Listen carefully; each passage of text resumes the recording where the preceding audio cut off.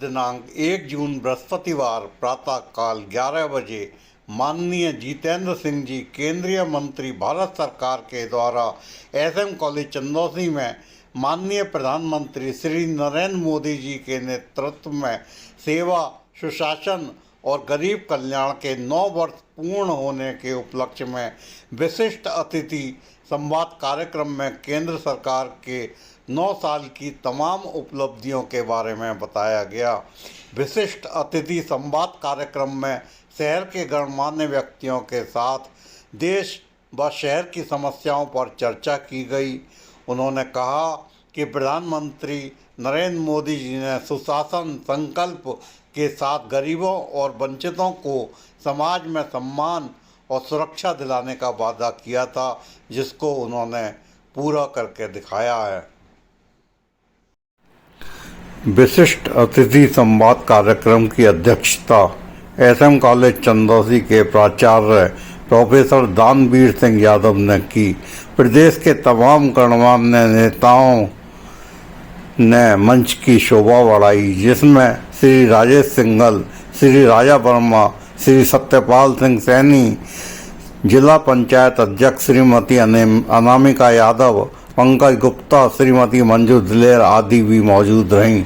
शहर के गणमान्य व्यक्तियों ने शहर की प्रमुख समस्याओं से माननीय मुख्यमंत्री जी को अवगत कराया, जिसका मंत्री जी ने समाधान करने का आश्वासन दिया।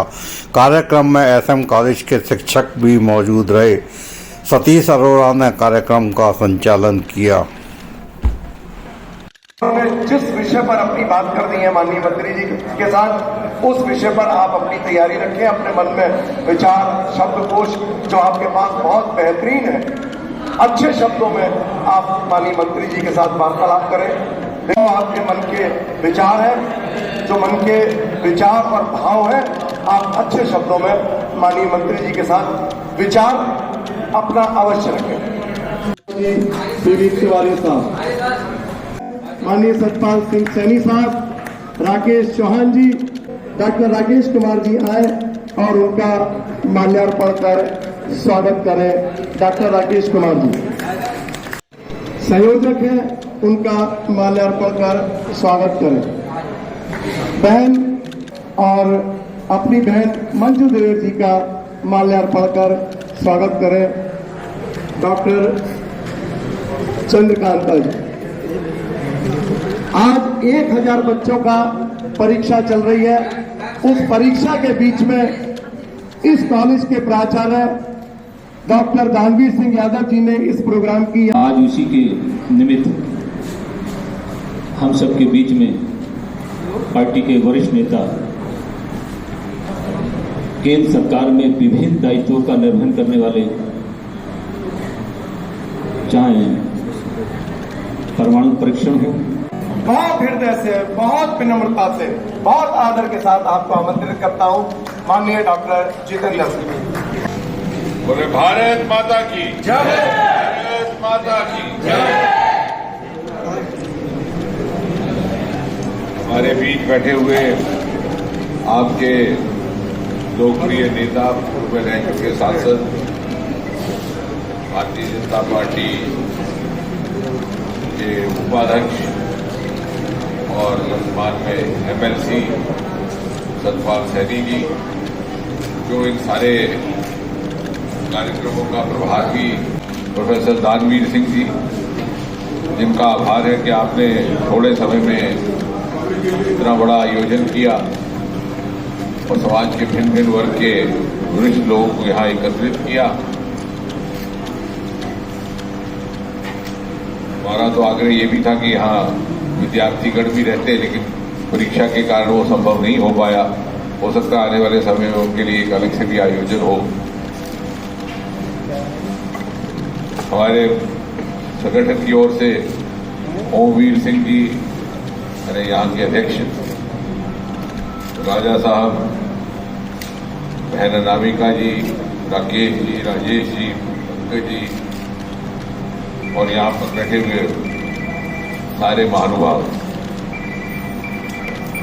अब जैसे अभी सतपाल जी कह रहे थे कि 9 वर्ष का कार्यकाल मोदी जी का सफलतापूर्वक संपन्न हुआ है और 10वां वर्ष प्रारंभ हो चुका। यानी अगर आप 2014 से गिनती करें तो 26 मई को 9 वर्ष मुकम्मल होते थे और दूसरा कार्यकाल फिर 30 मई को। अब ये कार्यक्रम आयोजित करके इसके पीछे का उद्देश्य क्या है, इस तरह के कार्यक्रम करने?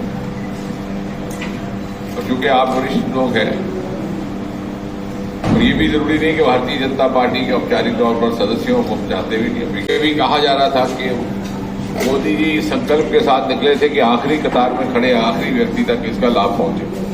तो जब हम ये लाभार्थियों का सम्मेलन करते हैं, जैसे कल किया, जैसे हम इस प्रकार से बैठते हैं, तो केवल पब्लिसिटी मात्र नहीं है, वो एक जागरूकता का भी कार्यक्रम रहता है कि जिन लोगों ने उसका लाभ उठाया है, अद्भुत योजनाएं बनाई गई हैं 9 वर्षों में, उनका भी अनुभव लिया जाए। जो नहीं उठा पाए किसी कारण या दूसरा के अभाव के कारण, उसको भी जानकारी रहेगी। दूसरा ये भी कि मोदी जी ने इस देश में एक नई कार्यशैली, एक नई कार्य संस्कृति, बल्कि मैं तो कहूँगा राजनीतिक संस्कृति, एक नए ढंग की स्थापित करने का। अब वो तो उन दोनों के बीच में हो गया ना, उसमें तो ना सरकार ने देखा, लेकिन अगर आपने देखा तो आप क्या बोले, हम भी गुड़ गुड़ गुड़ गुड़ करके निकल गए, तो वो दिक्कत आ रही है। थोड़ा सा हमको भी निष्ठा के साथ काम करना होगा। और मैं समझता हूँ आपकी मजबूरी जैसे मैडम कहती है वहीं रहना है, लेकिन धीरे धीरे उसमें बदलाव आएगा। अब इसमें युवाओं को अपने साथ इन्वॉल्व करें। हमारे 70% युवा है और बड़े जागरूक युवा है और बड़े अगली पीढ़ी बड़ी निष्ठावान है, वेल इन्फॉर्म है, ऐसा नहीं है। लेकिन धीरे धीरे देखिए, कहते हैं संस्कार बदलने में 3 पीढ़ियां लगती हैं, तो ये बदलेगा, ऐसा नहीं है 1 पीढ़ी लग जाएगी। लेकिन मेरा आग्रह ये है कि योजनाओं को जो हमारे अधिकारी लोग ग्रहण लगा रहे हैं उस पर हमें ध्यान देना चाहिए। उच्च स्तर पर भ्रष्टाचार नहीं है, लेकिन निचले स्तर पर हम कहें ना कहें, हमें महसूस करना पड़ेगा, मानना पड़ेगा, वो हमारी योजनाओं पर ग्रहण लगा। आज भी बड़ी भयंकर तरीके से छोटा सा भी काम नहीं हम देखिए, प्रैक्टिकल अलग है, हम भाषण अलग दे रहे हैं, हम कह रहे हैं हम ये रोक देंगे, लेकिन वास्तव में प्रैक्टिकल में आप जाएंगे कि इसका बिल्कुल उल्टा गिरेगा। निचले स्तर पर इतना भ्रष्टाचार है, हर गरीब से गरीब, हर अमीर से अमीर आदमी उससे त्रस्त है, परेशान है।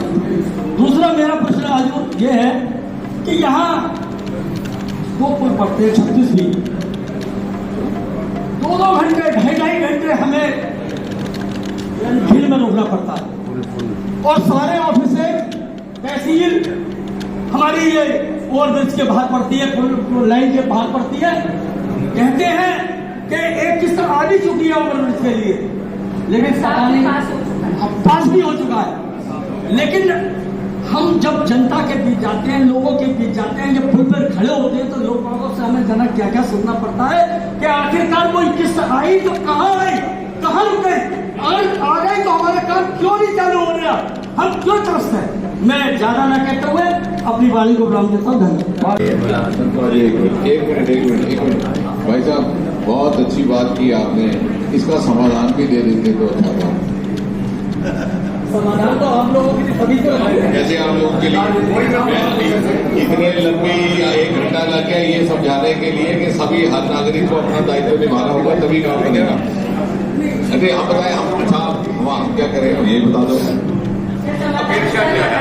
हमारी अपेक्षा ये है, जो संबंधित विभाग है या संबंधित अधिकारी है, अगर आपके सामने भ्रष्टाचार हो रहा है, आप आंख बंद करके बैठे हैं, तो माननीय मंत्री जी इधर ध्यान दें, कृपया केंद्रीय मंत्री जी, ये 2 योजनाएं जिनके लिए मैं 30-35 वर्ष लड़ा, आर्थिक आधार पर आरक्षण और गरीबों के इलाज के लिए, ये 7 जून 2016 के लिए आदरणीय केंद्रीय मंत्री श्री रिजिजू जी के लिए मैंने प्रस्ताव दिया था संजीवनी पैलेस में, जो आपके प्रधानमंत्री और आपकी कैबिनेट के द्वारा पास हुआ। पहले मेरा आभार आपकी पूरी कैबिनेट के लिए, माननीय प्रधानमंत्री जी के लिए, और विश्व के पटल पर बिग बॉस की तरह जो उभरे हैं उसके लिए मेरा बहुत बहुत आभार। समस्या है इस प्रदेश के अंदर आवारा पशुओं की, उसमें आवारा में पशुओं को नहीं कहता, नंदी बाबा उन्होंने जटमुजी में मार दी, गौशालाएं सही संचालित नहीं हो रही, ये समस्या है। करूं कि वो आकंठक भ्रष्टाचार में डूबा हुआ है। आप जो ये कहना चाहते हैं कि साहब नागरिक का कर्तव्य है, हमारे पास क्या अधिकार है? अगर हमारा एक एसडीएम भी कहता है कि आप पैसे दीजिए तभी काम होगा। हमने 5 फाइलें भेजी डीएम साहब के पास इससे पहले, एक फाइल उन्होंने ओला जी के गले से पूरी कर दी और बाकी 5 फाइलें जो कोई सोच नहीं था वापस कर दी और वो पैसे लेके वो करे उन्होंने। तो हम क्या करेंगे इस बात के लिए? कहा कि एक मिनट सर, एक मिनट में बात हो नहीं समझ आ रही है, सरकार ही करेगी, लेकिन सरकार को सूचना देने का काम तो कृपा करिए। सरकार आप कहेंगे जी मैं नाराज नहीं किसी को करूंगा, सरकार को कैसे सपना आएगा कि आपसे आपने ऑनलाइन पैसा आया उसमें से निकाल के दिया। आप भ्रष्टाचार तो आप कर रहे हैं और आपको एक जानकारी में दे दो, प्रिवेंशन ऑफ करप्शन एक्ट सन 1988 में बना था, हमने उसको संशोधित कर दिया 2018 में। भ्रष्टाचार देने वाला भी एक आरोपी है, तो जो दे रहा है उसको भी आरोपी ठहराया जाए। 8 करोड़ 2020 में और आज तक रिलीज नहीं हुए 8 करोड़ रुपए मंजूर होने के बाद कम से कम उसकी बिल्डिंग बन जाता है, तो 8 करोड़ रुपए को रिलीज करवाइए।